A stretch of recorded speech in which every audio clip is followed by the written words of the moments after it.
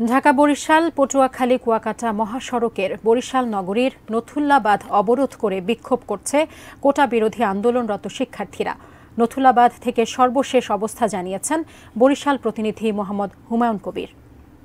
আন্দোলনরত শিক্ষার্থীরা সকাল থেকে বিক্ষোভ করছে বরিশাল ঢাকা মহাসড়কের নথুল্লাবাদে এবং চৌমাথায় গড়িয়ারপাড় সহ বিভিন্ন এলাকায় এরা অবস্থান নিয়ে সড়ক অবরোধ করে বিক্ষোভ এবং তাদের দাবি আদায়ের সপক্ষে তারা স্লোগান দিচ্ছে। তারা বলছে যে দাবি আদায় না হওয়া পর্যন্ত তাদের এই আন্দোলন চলবে।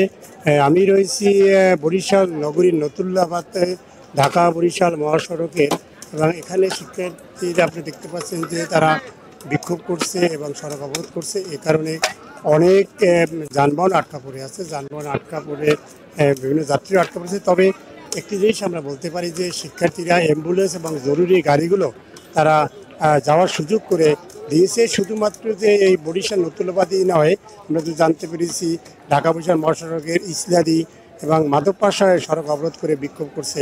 এবং শিক্ষার্থীরা তারা বলছে যে তাদের যে বিভিন্ন জায়গায় যে শিক্ষার্থীদের হামলা হয়েছে তার বিচার এবং তারা দোষীদের শাস্তির দাবি করেছে এবং বিক্ষোভ চলছে।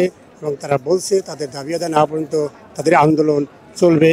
এদিকে বিকেলে আমরা জানতে পেরেছি বরিশাল বিশ্ববিদ্যালয়ের শিক্ষার্থীরা গায়বানা জানাজায় তারা অংশ নেবে। এই ছিল আমার কাছে বরিশালে যে আন্দোলন চলছে তার সর্বশেষ